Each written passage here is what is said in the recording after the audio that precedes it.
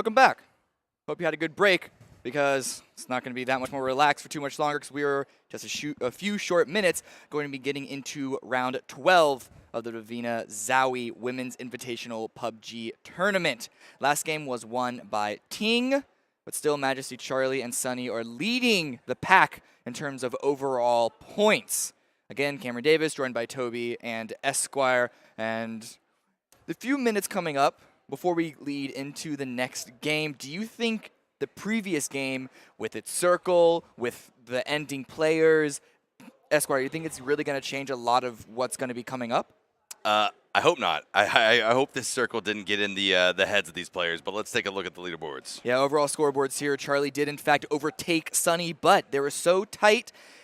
And Charlie actually not getting that many kills and not getting the win, even though it was a second place, isn't too much ahead of Sunny. I didn't exactly catch how many kills Sunny got the previous game, but I'm sure she got... It was 2 or 3. Yeah, a couple. No, it's only one. We had 28 coming into this one, so only 1 kill. Okay, yeah. Well, nonetheless, still those two neck and neck at the top, but the gap, I feel, is only getting wider and wider between second and third. Tanya got, like, 14th. 14th? Okay, yep. I was about to... No, she got 14th. Yeah, I was about to say like 20th or something. But nonetheless, it's, I think, is it at the point that first and second are locked in and it's impossible for anyone to overtake them? If they keep performing like they have been with consistency, yeah, it's absolutely going to be locked in for first and second. But, I mean, 4 more games, right? They could have bad performances. We're just kind of going to have to wait and see. This is kind of the issue, right? Because you have 300 points exactly from second down to third, and then it only goes down from there. Not only do these players in fourth down to eighth have to have absolutely insane performances, they also rely on the fact that Charlie and Sunny plays poorly. Yeah, and though that is very, very rare to see. I think we've seen maybe 1 or 2 games that both Charlie and Sunny went out early. Yeah, they've had their maybe 1 game, that fluke game. Yeah. And other than that, every other 10 games that have been played by Majesty and Sunny, outstanding. Yeah, and actually yesterday, oftentimes when Sunny went out earlier, not even that early, but earlier than winning it, she then comes back and wins the next game. So who knows? Sunny may be winning the next one if that pattern continues to repeat itself. What's the mindset of these players, Toby? There's 4 games left. We are over, I think, quick math, basically almost at 3/4 through. Mm-hmm. Do these players need to start tempering their hopes and expectations? You're talking the ones that aren't in the top, or? Yes. Yeah. Oh, no, the ones at the top, they're going to be just fighting gonna for that continue first place no steamrolling, matter what. Everyone else, no. As I said before, there is still a lot to fight for. 8th place from 8th down, so I'm not sure exactly what it was, but probably around 20th place. A ton of points to get. And even if you don't get into top 20, some of these players might not be highly competitive when it comes to their day-to-day life, but going home from here saying, I got 48th, or going home from here saying, I got 28th, there's a huge difference. Yeah. Well, what do we have? That's going to be our, I believe, 8th winner overall. We saw a lot of repeat winners, but it's actually, from there, I actually expected after the first day, especially with Sunny winning a lot on the second day, to kind of see a lot of it repeating over and over. But Ting now throwing her hat into the ring there. Are we going to be expecting more winners to come out at the end? And is that going to kind of frustrate these players at the top, Charlie or Sunny specifically? I think there's going to be, like we said, a little bit more risky play coming out from players who are on the bottom half of the leaderboards, which could possibly shift up what Majesty and Sunny are able to do if they get caught in that early game crossfire. We see both in the end games yesterday and also in the first game today, what the first thing these players say when they come up on that podium talk after the game is over: I didn't change up things yesterday, I changed them up till today. Same thing for Ting, and I'm sure there are other players that did the exact same thing. It's getting down to the wire, and at this point, these players are pretty much locked into the tiers. The tiers may be pretty wide, like 3rd through, 15th? You could argue is kind of one big tier, and they're all fighting for half of them are only going to get paid out essentially by the end of the day, or less than half, actually. But it's all about basically putting a mark on the competition here. I think, Esquire, it was you that said in the very beginning that these players, especially the ones below the halfway point, are just, you know what, I know I'm not going to win anything at this point. All I want to do is win a game. Will more players doing that, throwing those Hail Marys, do you think that's going to end up putting too much pressure on the players at the top of like I guess like 3rd through 5th. Well, that's what I was saying. You know, a lot of the winners that we've seen be interviewed say that we had to adapt to the lobby. Will they be expecting this to come out from some of the players, that more risky play, trying to rack up as many kills as possible? And like we also said, I mean, this is the first ever fully offline women's invitational, especially for PUBG. A lot is on the line. This is an excellent platform for these women to showcase their skill, their brand, and everything about women's esports. Real quick, Toby, where do you want to see this match be played on to really upset things? Where on the map? Yes. We go South Island again. South But more guaranteed earlier. And heavier south? Yeah, heavier All right. South early on. Well, let's see what happens. Going to throw it over to you guys because we're going to be starting round number 12. Plane is up in the air, and our casters are on the mics.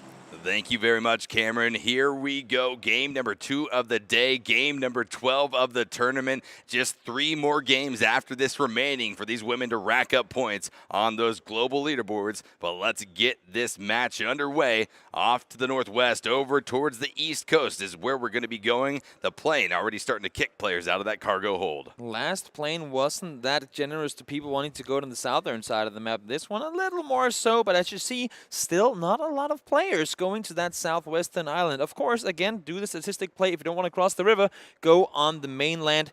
But as we see, once again, Charlie will make her way down towards Painan and Smile Queen.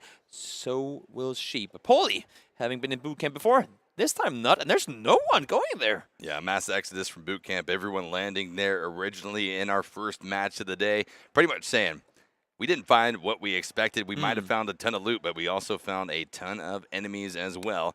And in the early starts of these games, that's not the position that you want to be in.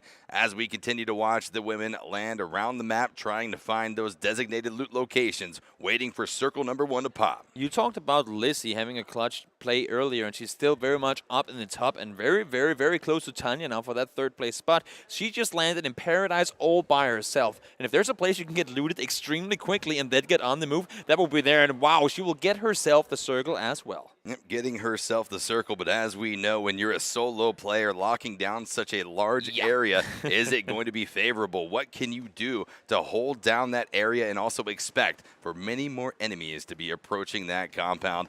As we're looking now, Dabby Young going to be landing just next to Hella. She's already got that M16 90 rounds prepped and ready to spot out Hella if she has the opportunity. But what we're seeing is Hella saw the parachute as well. She's going to be hiding inside of the corner, doesn't have a helmet to her name, so this is exactly the way to play it.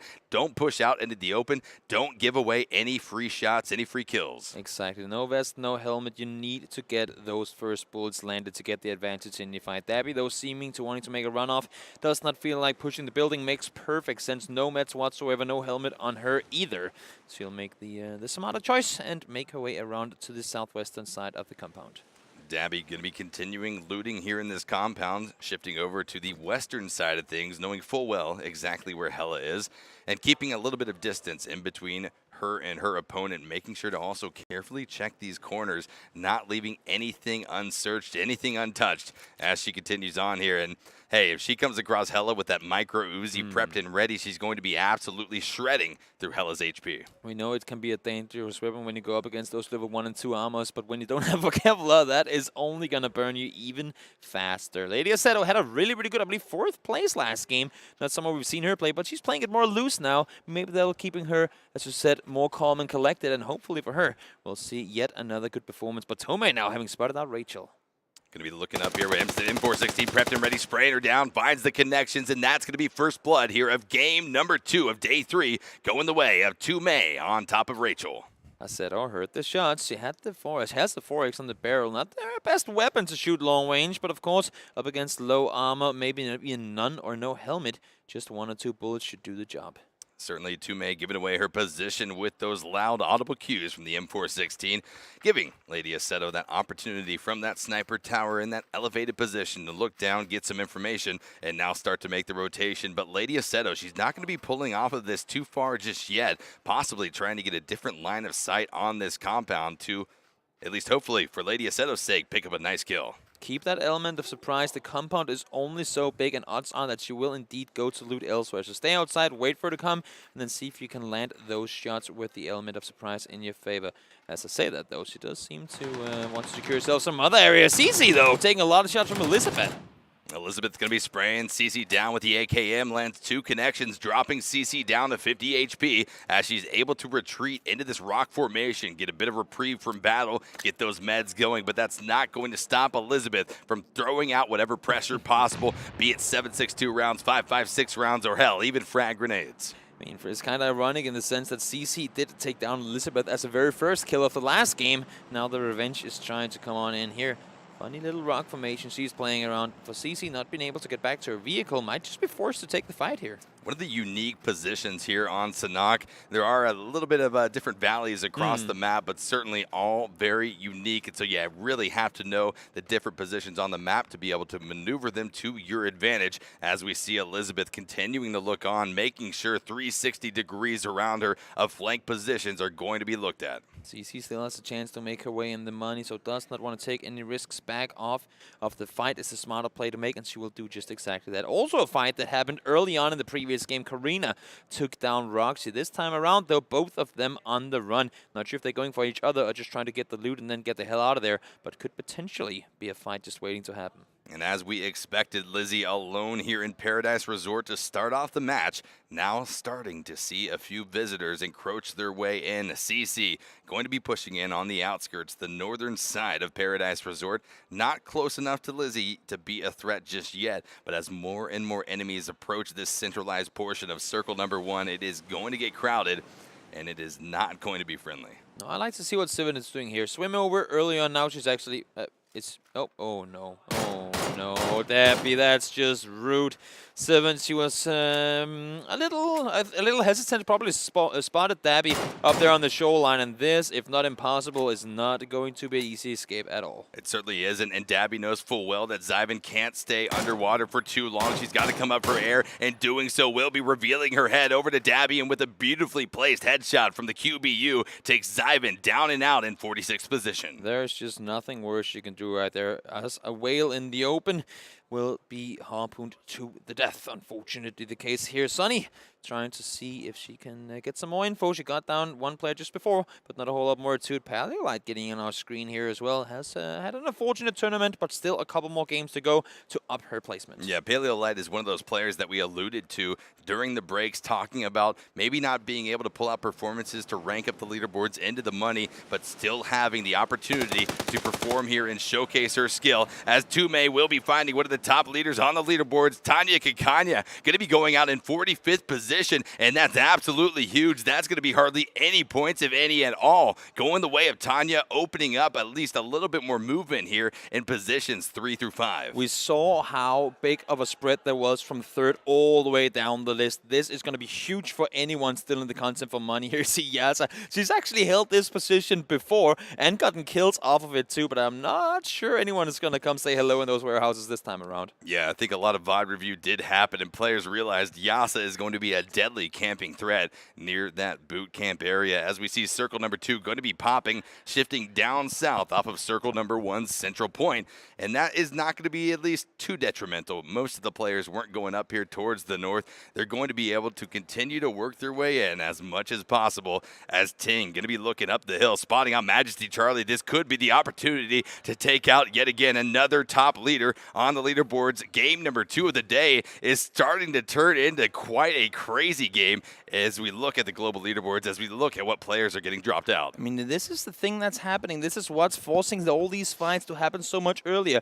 In the previous days, these top players, they've been able to make that move in by themselves because everyone else been holding it on the edge, waiting. Maybe Circle 2, maybe Circle 3 before they made their move, granting a spot for the, well, more centered players to have room to work with early on. Now, everyone is being way more aggressive in the push towards the center early on, forcing these fights to happen much, much earlier. You got to be aggressive. You got to be aggressive if you're trying to get into the money, if you're trying to showcase your skill here. As Vendetka going to be rolling by wide out in the middle of the open road, Katarina patiently waiting inside of the shack, not going to be revealing that position, knowing full well that she's got to make a rotation of her own. But Vendetka going to be opting into a lot of blue zone damage to wrap around the southeastern side of this circle and make her entry through that route. And that's one of the things that we talked about off screen, off break, is the fact that this southeastern side of the circle is very unpopulated. I mean, the fact that she makes this play now, we would never have seen this yesterday or the day before, goes to show that people are changing up their strategies strategies and trying things they would not have dared done earlier in the tournament. It speaks confidence,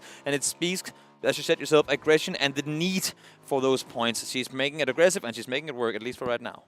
A lot of players realizing that getting on these vehicles is the way to go, trying to walk your way in from these edge positions, going through multiple different enemy threats. It's not in your favor statistically. Fight after fight after fight, you're going to get caught out, so you have to respect the play coming out from Vedetka. Yeah, exactly. I mean, look at the position she gets herself. She's pretty much as center as can be, at least in the current circle. She still has the bike to move with, but now probably not even going to need it should the next circle go anywhere near her. So very, very, very bold and very, very smart play coming in from her. Yeah, not a bad play, as Sanson up here on the hill will be looking around, making sure to utilize this position. She's got some rocks to hide behind to block the lines of sight from up the hill, but can she continue to watch down what will be coming up the hill in her direction? As we continue to just look around the map, circle number 2 going to be implicated right now. The blue zone going to be shrinking in. It's sort of the, I guess, a little bit of calm before the storm. We saw the early game action pop off, but now everyone is just trying to find that position to suit them well through the remainder of the mid-game. We talk about right now only, I mean, the fact that people rotate earlier. Taryn trying to make some Reddit-worthy shots with the Kar 98 there. Highly unlikely. I want to see it happen, but it's not a shot to see landed by anyone. If there's any player that can do it, it is going to be Taryn. Time after time again, she has proved her worth with the bolt-action sniper rifles. And Paleolite in the kill feed going to be picking up a nice kill as Yamroll continues on. She's on the Vespa scooter, going to be rolling through. True to her name. You gotta love it. I mean, I don't know why. The tuk-tuk and the scooter always brings a smile to my face when I see people using him. The only real despair of that, though, it's very slow uphill, and as you can see, taking a lot of fire from Tomei now. Slow uphill, but it actually worked in favor of Yamroll, giving her the opportunity to hop off the bike immediately, but the third-party action comes out. It was too loud, and Doopsy capitalizes on it with a nice headshot coming out from the Mutant. So what worked so well from Vedetka, unfortunately, did not go the way of Yamroll this time around. Will the spotting be possible from Doopsy, though, over towards Tomei? We'll have to wait and see. But no, what I wanted to say earlier, the fact that we only have one person outside the first circle as the second one pops, crazy big change from the previous 2 days. Now, the majority of players were center and on the northeastern side of the previous circle. A lot of people will have to make these rotations in. We have Crory in play, we have the Riverbound Bootcamp, and also Paradise to block off some rotations. This is going to be tricky for everyone outside. Everyone outside, but once again, as expected, as we've seen over the course of the tournament, the circle continues to center up. Dabby rolling through, and the Roni will be spotted out by Calpad Nam, trying to land the spray with the AKM. Does not hit a single shot, and that's going to give the window of opportunity over to Dabby, who has displayed her skill time and time again over the course of the 3 days played out here in Shanghai, China. But will Dabby be able to pick up the kill? She has now stalled. She's got the cover to work with, but Calpad Nam is not letting up on any of the pressure. It was her birthday yesterday, as far as I believe, so should she be able to net herself a little 10-point delay birthday gift?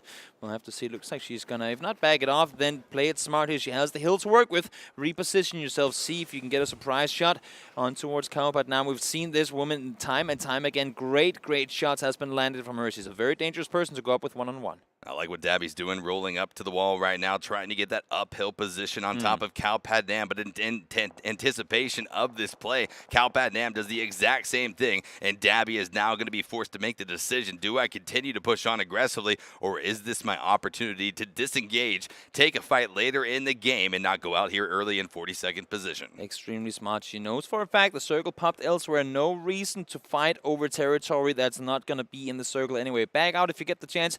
Save yourself for a later stage of the game. Nu is going to be looking here around the right side of the tractor, trying to spot out the enemy threat of Doopsy inside of this shack. Sees her head, going to be spraying down with the QBZ. Red dot does not find the connections, but certainly a lot of pressure being applied as the grenades now start to fly out of the windows of the building. And Nu is going to be doing the exact same thing, this time though with smoke grenades, trying to block off the lines of sight of these windows, trying to get a new position to approach. And looking at her position, she's miles out in the open. Fortunately, no one else really looking her direction right now, but trying to block off the window so she potentially can make a push on forward. Unfortunately though, those smokes being a little too low. Elevation coming in handy there for Doopsy. Does miss the shots, though. And for you now, at least, Nuis does manage to make her way around the compound. The smokes end up being the saving grace of Nuis as she makes her way from right to left. Doopsy now completely confused, completely unaware of the new positioning of Nuis. Those smokes are absolutely huge. The utility coming into play, but now the third-party action is as well. The smokes giving away the position over to Tume, who has the elevated position off here to the northeast of where Doopsy and Nuis are currently fighting. We talk about how much Tume plays around the rocks, prones, and does not do a whole lot. One thing she's excelled at is being able to take these third-party engagements. She will get the easy kills, and that's also why she is all the way up in, I believe, 3rd or 4th place when it comes to overall kills.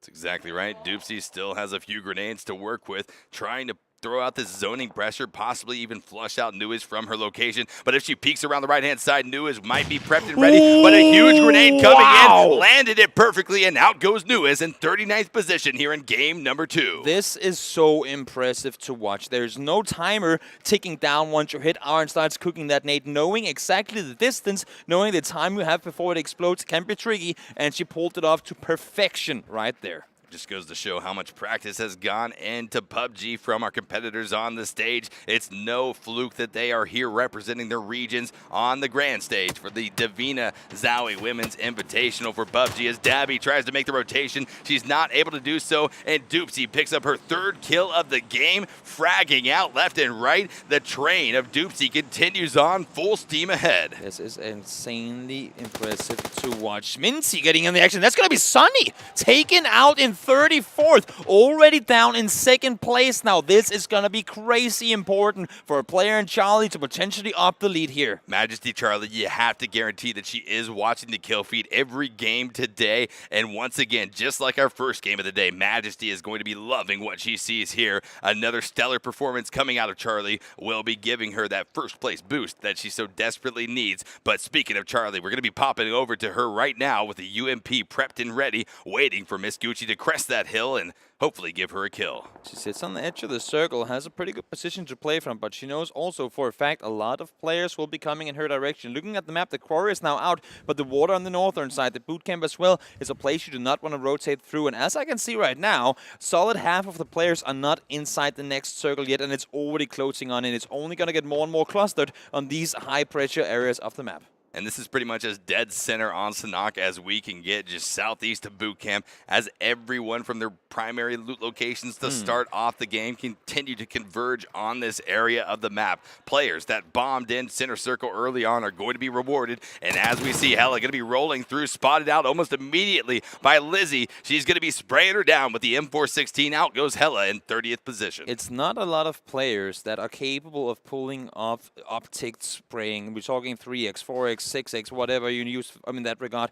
We have seen Lizzie do it with the 4x so many times, and she's been doing it extremely well. Just as again, as you said yourself, goes to show the amount of practice and the amount of hours these players put into the game. I mean, here's the thing. If you're a competitive player in PUBG, you have to be able to spray with the optics, and that's going to be shown here time and time again by these women throughout the 3 days of this solos tournament. But Helen, she's going to be in the blue zone now. Phase number 4. The damage is not going to be minimal, but it's certainly not going to be chunking as she tries to spot out Roxy. Proxy not able to do so, and another kill going the way of Lizzie. The third party in game is strong. Nice reaction play coming in from Roxy, going over on the other side of the rock. But once again, Nate's coming in, and that, my friend, is going to be a hole in... Oh, not a hole in run. Roxy just exactly gets her first aid off. Fortunately, stays alive, at least for now. Lizzie continuing to hold this position in the blue zone. It is going to start double ticking here in about 5 seconds. So both of these players have to be concerned about their HP, have to be concerned about their attrition in the form of meds. Moving on now as phase number 5 will be popping, almost centering up on our previous circle central point. And Roxy going to be departing, realizing the blue damage is too much to take. She can't stall here any longer as Lizzie gets dropped down, gets the full med kit off, but also spots out Roxy's new position around the left side of the tree. Will be throwing out smokes to set the landscape for her own push into the circle as Roxy and Mathia both go down to the blue zone. We talked about the fact that there were only few real good entry points to this circle. This is why we see so many people die out in the blue. They try to make those long rotations around and get in a better place, but it simply takes them too much time. Lizzie has 3 first aids. We see a lot of people going down now as well, but it's going to be a hard, if not impossible push for her because the next circle is already closing in. It certainly is, and the shots are starting to pop off inside of the circle as we see Yasa in the distance, dropped down to about 5% HP. The kill feed continues to erupt as Terran will be dropped out in 19th position. But now Sanson over here to the northwest, just outside of boot camp, going to be spotting out Mask. But Mask with the quick shots coming out from the QBU DMR will be taking Sanson down and out in 18th place. We still see Xiaoyu making the run on the southern side. And even though Assetto had the first shot, Connie with the experience in Counter-Strike makes a spin around and secures herself a kill. Sunny, though, making the rotation on up, spots out Connie, and they're both down low. And that's going to be yet another kill for Connie. Maybe that's a steamroll just about to start. Mask going to be going down and out as well, just shy of that 20-minute mark here in match number 2 of day 3 as Yasa picks up a kill here in the game. 14 players remaining, trying to continue on here in a very central circle, but it's not going to be easy. Cece going to be creeping up on the heels of Lele, spotting her out, trying to spray her down, not able to find the connections, trying to reset this, and it's going to be Cece going out to the blue zone, and then quickly thereafter, Doopsy once again with the mutant takes out Lele. And look at this new circle popping. Miss Gucci, over the last 2 days, he was one of the first ones to adapt after day 1. Said, you know what, I will just go center. Every time I see a new circle, if I'm not in it, I'm going to go for it. Right here, it pays off. She won the last game of yesterday, and this could very much be her game should she be able to keep everyone else outside of this compound. Doopsy has had an incredible game here. Majesty Charlie going to be dropping out in 11th, but it was far enough ahead of Sunny to at least hopefully close that gap in the eyes of Majesty Charlie from Germany continuing on here. But this is going to start to at least open up a window of opportunity for a few more players in those 3rd through 8th positions to try to close that gap, try to do whatever they can to get those stellar performances that will be needed if they have first place in their sights. But 9 players remaining now in phase number 6, which will be closing out in about 45 seconds. The pressure is on, and Rocket from Canada will be spotting out Yasa. Nice shots with the QBU. Takes her down just in time to get ahead of the blue zone. Hopefully get a few meds rolling. This is going to be an extremely hard play for everyone to make. Connie has made her way in. Doopsy takes some shots. Going to connect them as well. Rocket will go down in the end, but every single player out on the edge with the exception of Gucci. She's sitting really, really tight in the circle center right now, just watching these people take off as the circles come throwing on in. It's going to be the 5th kill going the way of Doopsy right now as we continue on, though. She's going to be taken out by Vendetka's QBZ as Shiyu now pushes on. 5 players remaining in Miss Gucci's position inside of the only compound of the circle is looking better and better and better as players drop out and the next circle pops right up on top. As players continue to drop left and right, Shiyu with the M416 will be taking out Vendetka. 4 players alive, Ting, Connie, and Shiyu on the edges, and Miss Gucci inside of the only man-made cover left on the map. Ting could potentially not only secure herself a victory, but be the first one in the tournament to get back-to-back victories. Gucci sitting very well in center. Xu Yi has made her way in as well. She was not inside the circle for the first time before it hit to the 6th one. She's been playing it so safe on the edge, and it's paying off in regards to her placement points right now. But this is how exactly Miss Gucci needs to play it. She can't play passively inside of this compound. She's got to continue to land the shot after shot, putting out pressure onto every angle of the map, not letting anyone get the safety of the compound, which she has been benefiting from for the better part of 5 minutes. Even though it's fun to see, I'm going to go back to that in a second. Ting does go out here. Connie securing herself yet another kill. And this is what we're talking about. Some of these players that are high-skilled fraggers that haven't been able to make their way in late. Now they have a little more room to work with. They have some time to take these one-on-one engagements. And this is where you see all the experience from other first-person shooters shine through. And now the landscape is being set for the final moments of game number 2. Smokes coming out, grenades coming out as well, zoning pressure, damage pressure being applied, and Shiyu has able to safely make it up to the building where Miss Gucci is hiding inside, making sure to watch every different angle. Didn't spot out Shiyu. Possibly needs to be careful about this open door. If Miss Gucci closes the door, she'll be essentially resetting any engagement to pop off between Coney and herself. Look at this position from Connie. I like it, I like it, I like it a lot. She's playing it really safe, playing it really slow. Gucci tries to shoot underneath up towards the door. Wants to grant herself some more vision. Should Gucci want to push out in that direction? Nate now coming in the other direction as well. And Connie utilizing all the commotion to push on forward and is now sitting in possibly the best position inside the circle. And I like what she was doing doing right there, spraying through the door, able to get a few breaks in the window to open up lines of sight, different lines of sight that Gucci might not be expecting. But a 1v1 now here in game number 2 of day 3 between Miss Gucci from North America and CU right now. Miss Gucci won a game yesterday, the final game of the day, but can she repeat it here as CU going to be creeping underneath the stilts of this building, very quietly lying in wait, hoping that Miss Gucci hops out and she's able to spot her first. This is going to be so interesting. Gucci has had the benefit of sitting inside this compound for quite a few circles. No kills to her name, but has done the amount of damage needed to hold off people. Gets caught with a nade in hand, and what a perfect timing from Gucci. Here the nade cooked and takes her down. And that is going to be another win going the way of Miss Gucci from the United States of America. She is incredibly happy with her performance here over the course of 3 days. What an amazing end to game number 2, giving everyone a wave at home as she approaches what is to be the final 3 matches of the tournament. Yeah, really good ending there by Gucci. That just perfect timing by her. Yeah. I don't know if it's necessarily on her or not, but she was on the stairs and didn't go jump down before she heard the cook. So it was because she heard the cooking. yeah. It's a click and then she jumped down. All right, yeah, So perfect time. And then she actually, I was worried though because when she went under the building, it's like, who would consider that? Because very few of those buildings, those long buildings, are in a position with the terrain under it. They can actually crawl below it like that. It just had the perfect slope leading into the road. But Ms. Gucci, I mean, she was in that building for the entire time. She was fully aware of it. Yeah, who would consider it? Miss Gucci considered it. She expected it. If she would have vaulted out of the window, the game would have gone the way of Shiyu. But no, she took the stairs. She crept down. She had the lean peek, capitalized on it beautifully, and that's the way you walk away with a chicken dinner. You do have to give it to Shiyu, though, because for a second it looked like Connie had a huge advantage peeking her below, but the reaction timing on her was amazing, at least to secure the second place. Almost came out with the win, but nonetheless, a really good game by her as well, considering that after the first game where she took the chicken dinner, started to get a little quiet. So this may be a possibility for her to kind of jump back up those leaderboards. I don't know if it's going to be enough to be able to contend with the first and second spot still, but can at least get third or fourth now. And it's kind of interesting in how Shuyi plays, because the first couple of days where you said she kind of went downhill after the first game win on day 1, I think a part of that is because she makes these far out in the blue rotations, and there's been so many people out there in the blue with her that she's been going down early because of it. Now with people making the moves in earlier, she has so much more room to work with. Got the highlights rolling right now to my getting a kill. Dabby Young as well.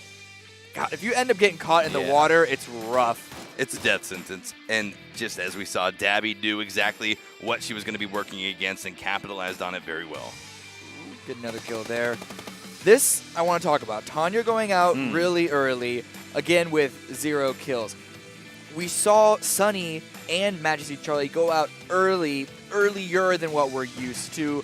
Majesty Charlie still got like a 15th or so place. Yeah, something like that. But Sunny actually went out quite early, 2 games in a row. We were talking about at the beginning of the day where if anyone wants to contend with those first and second spots, not only do they have to perform well, but the 2 at the top need to perform terribly in basically quick succession. But Tanya, who's in 3rd place, she also didn't perform that well. Is there an opening for anyone after these first 2 games for the top spot? Possibly Lizzie. Yeah, she was actually performing very well. She was she really made it aggressive. further than everyone else in the top 4. So, again, still closing that gap. Will it be enough, though? We'll have to wait and see. I'm going to throw in a prediction here. I think Miss Gucci is going to be 3rd overall after this game. She was an 8th coming into today, got top 10 in the previous game, and now she won it. She's going to be taking Tanya's spot. I'm pretty sure about it. I mean, it's quite possible that that's the case. We're going to have to see when the full leaderboards do come up. At the same time, Gucci, both her wins, very few kills. If I'm remembering correctly. This one, she had 1 kill. That's about as low as you can go. She's been going center. Like her first win yesterday was with essentially the exact same strategy. Go center, have the odds in your favor. She got the compound needed. She got the position needed both those games. Yesterday, she had a little more action in the late game, but here, having the compound, everyone else is forced to take a fight. Don't do it if you don't have to. Get yourself the last kill. Look at the circle at this part of the game. Everything was so stacked on the east and the northeast. Why did that end up happening? How did that end up happening with the separation of these players? we talked about how you had boot camp in play when everyone was trying to push down. We had the water east of boot camp. You have so much area that's hard to push through. People tried to swoop around the side. Some of them didn't make it in time. On circle 5, I think we saw 4 people die to the blue circle, and all these other people just had to make the run straight in the end, and it didn't like they never had room to spread out in the circle, like in the late game. I mean, there's no part of the map that you don't want to see played, but again, we basically went back to the same part of the map that we saw 3-4 times in a row yesterday. And yet, I was curious if the center, I guess, the fact that we're playing in the center all these times, that's what's helping Sunny out, and we're going back there this time around, but she still went out early. Do we know what's up with her? I think 站在我身旁的这一位来自于美国的选手 Miss Gucci， 这是她这3天以来第2次吃鸡了。那这里呢，一样老规矩，请她面对镜头跟所有的观众朋友打一个招呼。Please say hi to everyone and introduce yourself. Hello, my name is Miss Gucci. This is your second time to win the round, so are you still nervous? Yes. Why? This competition has been different from normal games that I play. Okay. Yeah. And it's very difficult, right? Yes. Okay. So winning's exciting. 那这边呢，我也就问他说，其实这也是他第2次吃鸡，而且也是第2次呢来到我们的赛后采访，但看得出来他还是非常的紧张哦。他说，因为这一次的比赛呢，也是让他觉得比较不一样，而且也是比较困难。那当然呢，他心情也是非常的开心的。So in the end, how did you find out the last player?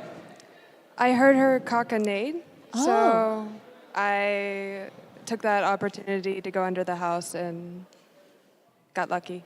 Okay, it's not only lucky, it's your power, okay? 好，那这边呢，我问他说，他在最后一刻是怎么确定最后一位选手的位置呢？他说，这个时候他是有听到一个手雷拉栓的一个声音，所以他也是确定最后一个人的位置。那他也是抓住了个机会，主动拉了出去呢，往我们的这个屋子底下开枪，也是顺利吃鸡了。Congratulations and good luck, keep going, okay? Thank you.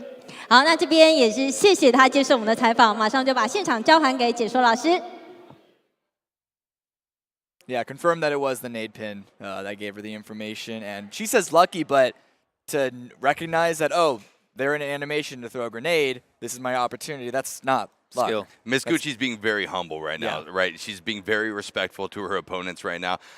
You got to give it up to what she was able to accomplish, not just in this game, but also in the final game of day number 2, essentially back-to-back. One game in the middle where her performance, like Toby mentioned, was still very good, not a chicken dinner, but Gucci, she came here to play, and on day number 3, she's climbing the leaderboards. So we're going to have the points actually come up in just a short while, but in the meantime, I do want to spread this conversation out into, I guess, the greater lobby, the greater competition, where Lizzie is essentially, I guess, the poster child right now. She's the one that stands out to me, but I'm sure she's not the only one. Taryn also comes to mind of playing very, very aggressive right now because they need to get these points.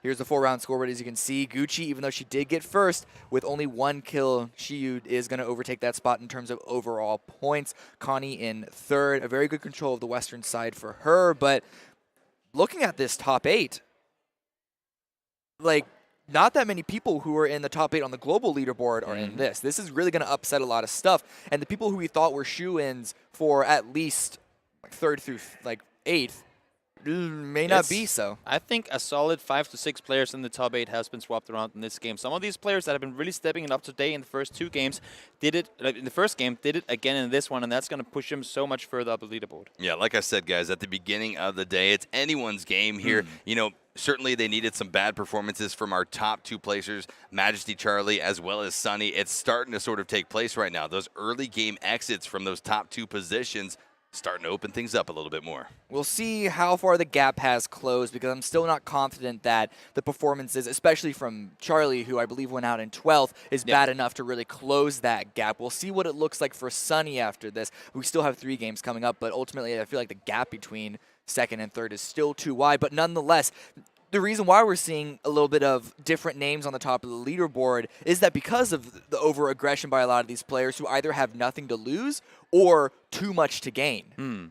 Yeah, man, I completely agree. We saw Vendetta pretty much drive half the map on a bike, on a vehicle. We see Corina do the same thing on her bike in the previous game. These people are taking chances now that none of the other players have been witness to, able to prepare for earlier in the tournament, and it's throwing them off. I'm glad you brought up the vehicles because that was another point to look at. We did see it a little bit yesterday. Unfortunately, didn't have a chance to really talk about it, but especially compared to day one, vehicles are slowly getting more and more use. And we already went over the dangers of using vehicles, but Esquire, I mean, certainly it's got to be because those cons to these vehicles is heavily outweighed by the pros at this point. Here's the thing. Since day one, guys, I've been saying vehicles are the name of the game. They're not everywhere on Sanhok, but if you find one, it is going to be absolutely essential that you use it to your benefit, and that's what we're starting to see right now. And Cameron, to answer your question, it's because they're using the vehicles, opting not to go on foot, trying to weave through maybe 10 different opponents on foot, much more difficult than just sending a Roni all the way dead center. I mean, so when we look at vehicles, we've talked a couple of times about how it's not overly difficult to shoot someone out of a vehicle, but we haven't seen that many vehicle kills. Well, here, answer me this. I mean, I'll pose this question to the desk. Is it easier to shoot someone on foot, or is it easier to shoot someone out of a vehicle? That's so I'm going to answer it for you. It's way easier to shoot someone on foot. Yeah, for sure. Right, the vehicles, the window of opportunity is very small. Your spray control has to be absolutely insane. I think the issue here is also with one of the vehicle things is that you have the first 2 days, people have like been PTSD'd on the edge of these circles. There's been nothing they could do. Like, I need to get into the center. Talking about Hail Marys earlier, it's essentially what's happening here. They just want to slam it dead center, lay around, and hope that the people, well, either didn't notice them or aren't in a spot to take that fight. I mean, whether this is squads, duos, or solos, sending it really is a Hail Mary. You see it all the time by players in really rough situations, but even in solos, when you don't have a lot of information, sometimes you really do have no option but to pull the trigger, or else you're going to be playing incredibly slow and perhaps end up being stuck on the edge, especially if you're a player that drops on one of the outer, I guess, coasts of the main map. Yeah, I mean, it all comes down to avoiding conflict. Even if you are on foot, you end up encountering someone on your way in. It might not be the person you encounter that's going to be taking you out, but the third-party action from everyone else. It just makes so much sense. If you have the opportunity, make sure to get in as center as possible, and that's what Miss Gucci has been doing. It's been paying off for her. Exactly. I mean, so I saw her do it in Circle 3 here. The Circle did not go her way when it shifted down to that compound. It went out in the open, and everyone was like, oh no, open, how can we go center here? She was like, you know what, I don't care. I've been my strategy all day today and yesterday will be I need to get that area in the center that's the best. She ran for it, and she got it. All right, well, we are going to go to a break once again. We have 3 games left. 3 more coming up. It's going to be a short one, though, so don't go anywhere. We will be right back.